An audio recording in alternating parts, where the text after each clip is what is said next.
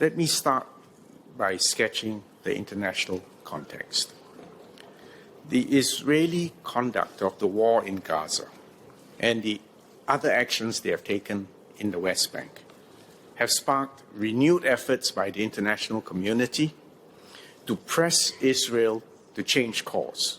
Recently, Singapore and a large majority of the member states at the United Nations General Assembly voted in favor of a resolution endorsing the New York Declaration to support the two-state solution. This resolution reflected widespread concern that the two-state solution is being eroded by Israel's actions. Around 10 countries may announce recognition of Palestine later today at the UN. For some of them, the recognition will be conditional, predicated on the Palestinian Authority's commitment to renounce terrorism and to conduct administrative reform. They also expect, perhaps wishfully, for Hamas to disarm and to release all the hostages. I will now lay out Singapore's position on the recognition of Palestinian statehood. But allow me to start by setting out Singapore's national interests. Singapore is a multiracial, multi-religious city-state in the heart of Southeast Asia. Given our circumstances, that means we have three priorities. The first is maintaining national unity. The long-standing, complicated tragedy of the Israeli-Palestinian conflict elicits strong and diverse reactions amongst Singaporeans. This is completely understandable. But we must express these different perspectives respectfully. We cannot allow external events or actors to cause fissures in our society. National policies, and especially foreign policy positions, must be based on Singapore's national interests and not on communal or religious perspectives. And we must never allow outsiders to exploit potential domestic fissures within our own society. The second priority is protecting Singapore's security. We must never be complacent about the threat of terrorism and military conflict. As a small and open nation, we cannot condone terrorism in any form. We must never accept any excuse or any justification for the wanton killing of innocent civilians and the taking of hostages. Actually, whenever a terrorist incident occurs overseas, the questions that go through my mind are the following. What if this happens in Singapore? How would Singapore respond?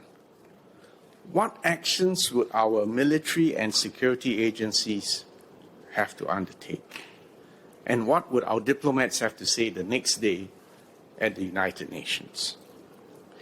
This is why we supported Israel's right of self-defense after the 7th of October terrorist attacks. Because if anything similar were to ever happen in Singapore, have no doubt we would assert the same right of self-defense. We also, for the sake of our security, need to maintain cooperation with international partners. This is to enhance our defense and our security capabilities and to keep Singapore safe. We all know that Israel helped us to build up the Singapore Armed Forces in our earliest years of independence when we were most vulnerable. This unique security relationship remains invaluable to us.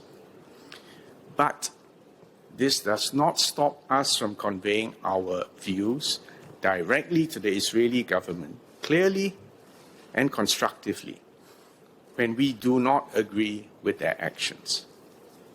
And we have done so, and we will continue to do so.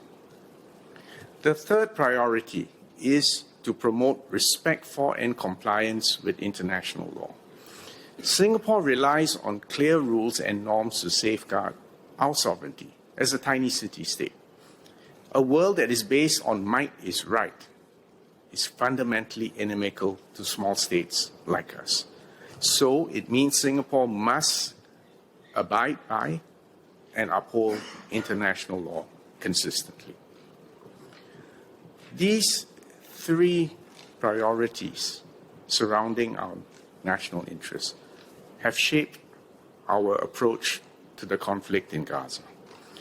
On the 7th of October 2023 itself, Singapore immediately condemned the terrorist attack on Israel by Hamas, and we recognize Israel's right of self-defense in accordance with international law and the UN Charter. We have always and repeatedly called for the immediate and unconditional release of all hostages. But in exercising its right to defend itself, Israel must comply with international humanitarian law, and that includes the principle of proportionality in warfare. And our view is that Israel's actions in Gaza have gone too far for too long.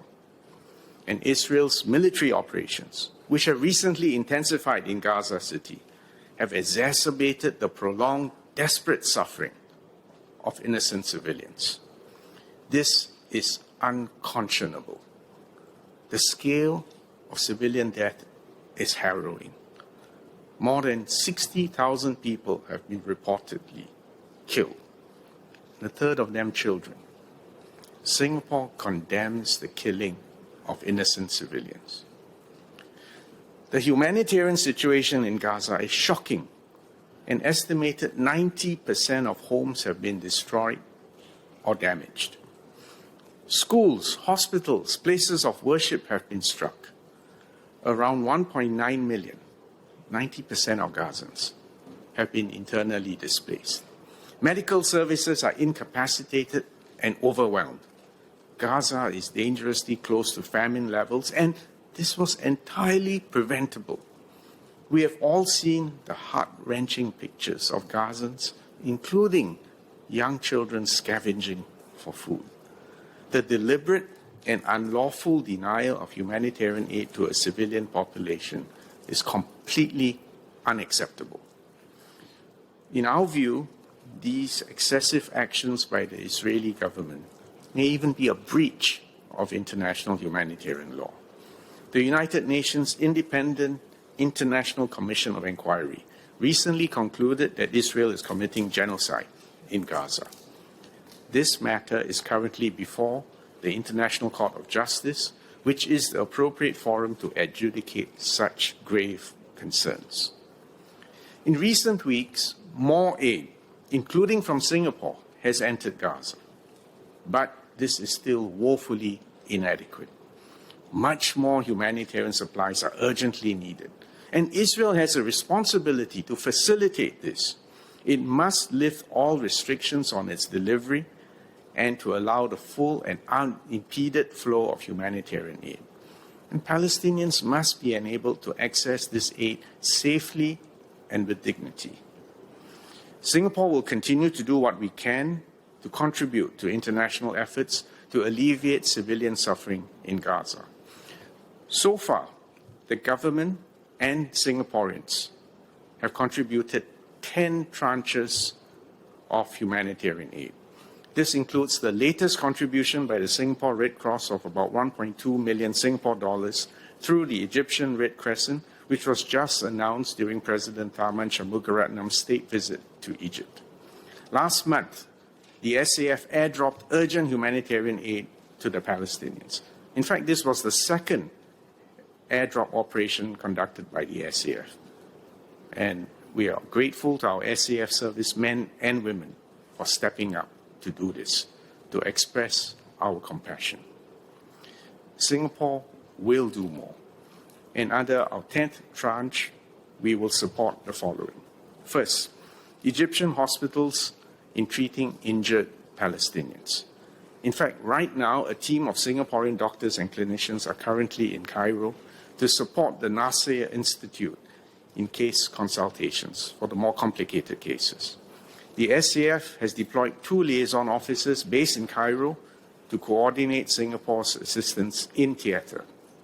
We are working to deploy another medical team to Egypt to help treat even more patients from Gaza when the conditions are conducive. Second, Jordan's Restoring Hope initiative for Gaza. We will provide prosthetics, supplies for about 100 Palestinian amputees who are being treated in Jordan and in Jordanian field hospitals in Gaza. Third, the World Food Programme's efforts to fight hunger in Gaza, we will contribute $500,000. All these efforts will bring our total humanitarian assistance for Gaza to more than 24 million Singapore dollars. And Singapore will continue to support international efforts in the day after scenarios, including through the Arab Reconstruction Plan. It's too early for specifics, but we will contribute financially and in kind. But there needs first to be a permanent ceasefire, and the hostages must be released unconditionally. Only then can physical reconstruction and healing begin. On the issue of peacekeeping, which Mr. Saktiandi Supad has asked about, whilst the idea of a UN stabilization mission in Gaza is being discussed informally, there is currently no formal proposal for a UN peacekeeping force in Gaza at the UN Security Council. Singapore will study any Security Council resolution on this issue carefully, and we will assess how we can support its implementation if it comes to pass in future. Let me now turn to the issue of recognition. Singapore has made our position clear. In fact, we had changed our position in May last year. Let me state our position as of today.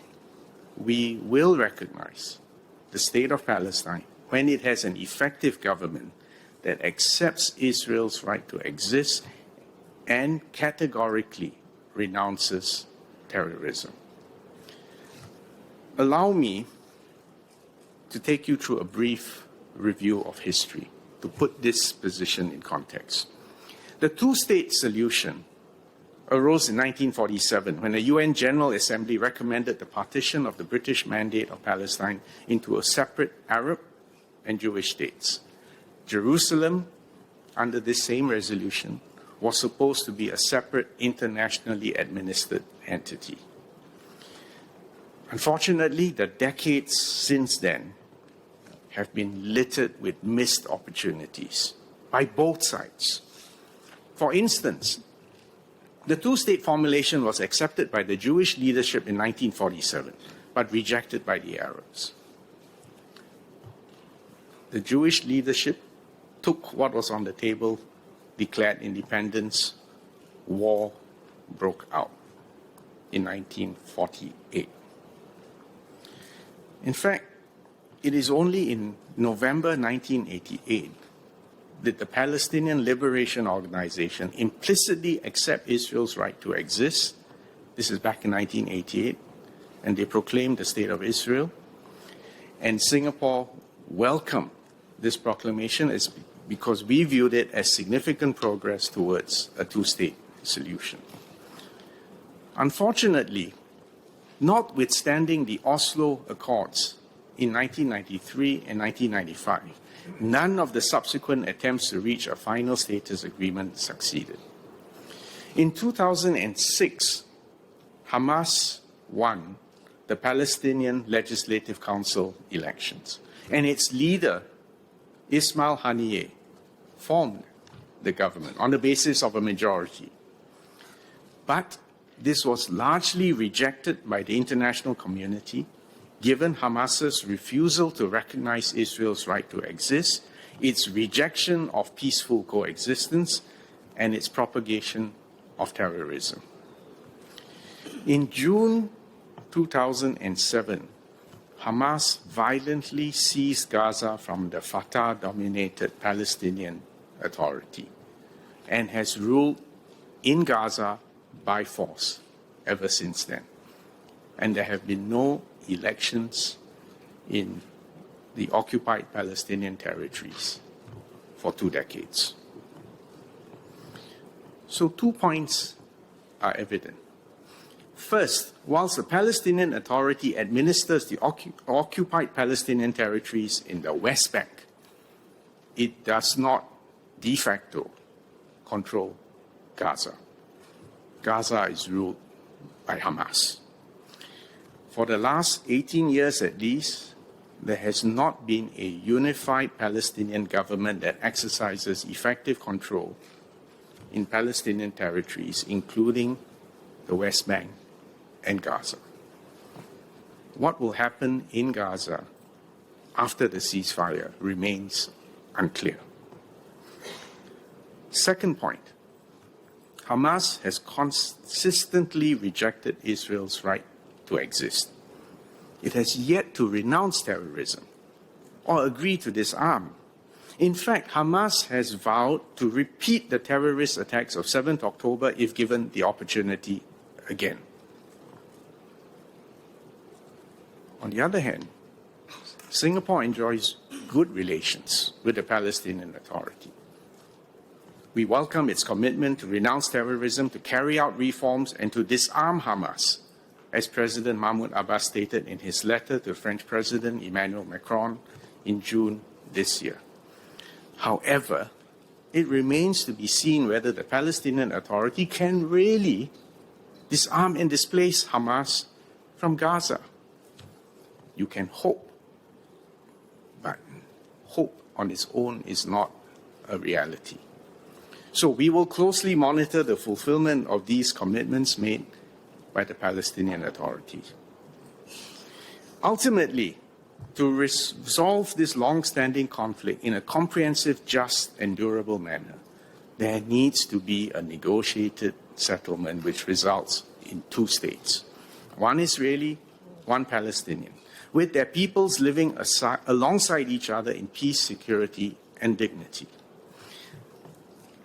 It seems like an impossible dream, and as difficult and distant as it may now seem, nevertheless, we believe this is still the only viable pathway to a lasting peace. And so Singapore will continue to support any initiative to resume negotiations between the parties involved towards this ultimate goal. Actually, our position should not come as a surprise to people within this House and to our citizens outside Parliament. Singapore has consistently affirmed the right of the Palestinian people to self-determination and their own state.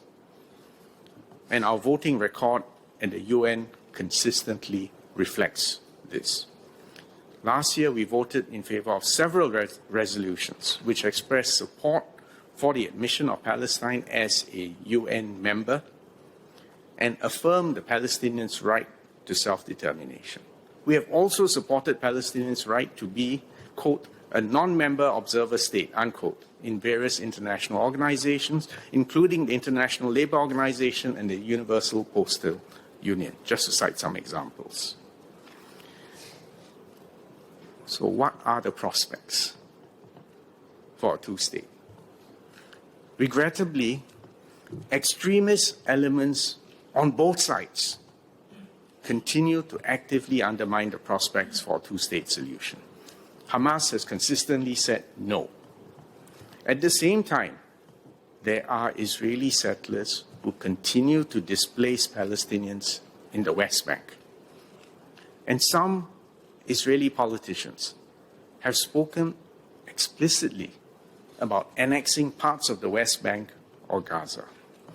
And recently, the Israeli government signed an agreement to proceed with the so-called E1 settlement project in the West Bank.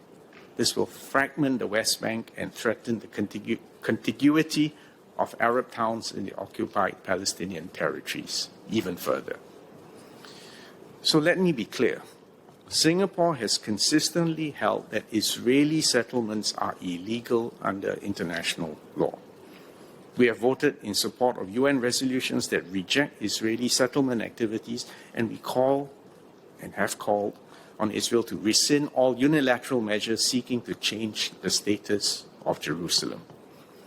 We call on the Israeli government to cease settlement construction and expansion. We oppose ongoing attempts to create new facts on the ground which undermine the prospects for a two-state solution. Consequently, Singapore will impose targeted sanctions on the leaders of radical right-wing settler groups or organizations that have been responsible for acts of violence against Palestinians in the West Bank. Details will be announced at a later date. But this is a significant change. Mr. Speaker, Singapore's approach to foreign policy is grounded on objective realities. In the case of Palestine, this is what we meant when we said that there is a need for an effective Palestinian government that accepts Israel's right to exist and categorically renounces terrorism. This has also been the prevailing view amongst many countries that see recognition as a meaningful step towards the ultimate goal of a negotiated two-state solution. But yesterday and today, a few countries have chosen to change their position and to formally recognize the Palestinian state now, even as the prospects of a functioning state have in fact become more remote. They do so precisely to express their grave concern at the status quo, and they hope that this will make it harder for Israel to extinguish a two-state solution altogether. Singapore, so far, has maintained our position that whilst doing as much as we can to help the Palestinian Authority strengthen their capabilities for future statehood, Singapore's support for a two-state solution means we will oppose any steps by Israel to extinguish or undermine such a solution. Singapore cannot recognize any unilateral annexation of occupied territory because this would be a flagrant breach of international law. We will continue tracking developments closely. Events are unfolding quickly and remain unpredictable. If the situation continues to deteriorate, or if Israel takes further steps to extinguish a two-state solution, we will reconsider our position on recognizing a Palestinian state. In the meantime, Singapore will step up concrete, constructive support for the Palestinians in preparation for their eventual statehood. We will continue to support the Palestinian Authority's capacity-building efforts. Our $10 million enhanced technical assistance package has already benefited more than 800 Palestinian officials. We will offer more scholarships for Palestinian students, as well as community policing and leadership programs. We established a representative office in Ramallah in 2022, which has been a focal point for our capacity-building efforts. We have to continue engaging both the Palestinian Authority and Israel. I know there have been calls to cut diplomatic ties, but doing so would diminish our ability to communicate with Israel and frankly serve no practical purpose. Diplomacy is not just about engaging when there's agreement. It is arguably even more important when there is disagreement. And I recently had candid, open discussions with both my Israeli and Palestinian counterparts. I made it clear to Israeli Foreign Minister Gideon Sa'ar that we see the deliberate and unlawful denial of humanitarian aid to civilians as a breach of international humanitarian law. I told him that Israel's military response had gone on too far for too long. The scope and the casualties were beyond what could be justified. I added that Israel's actions were inimical to its own long-term strategic and security interests. Our links to both sides are useful, not just to get our point across, but also in a very real way to facilitate our humanitarian assistance for Palestinians, especially in Gaza. And we have worked both with our Arab regional partners on this, as well with the Israelis, whose concurrence is essential for these efforts on the ground. Ms. Haslina Abdul Halim has asked about our efforts to ensure that Israel abides by international law. When principles are breached, we speak our mind clearly. We will continue to call out actions by all and any side, including by the Israelis or Hamas, that breach international law. Earlier this month, we had to call out Israel's airstrikes on Doha as a blatant violation of Qatar's sovereignty. We have also said that the deliberate and unlawful denial of humanitarian aid to civilians and people reportedly being shot while desperately trying to access food, in our view, is a violation of international humanitarian law. So let me conclude by acknowledging a hard truth, which I hope both sides will grasp in the spirit in which Singapore makes this point. Territorial and political compromise is essential if this conflict is ever to be resolved. The Israeli people and the Palestinian people both exist as an objective reality. Both have claims to a sovereign state in their ancestral homeland. There can be no, quote, river to the sea, unquote, for either side. Because if you really tried to effect that, some terrible consequences follow from that, logically. But as a friend to the people on both sides, we only hope that in time there will be political will, there will be inspired leadership on both sides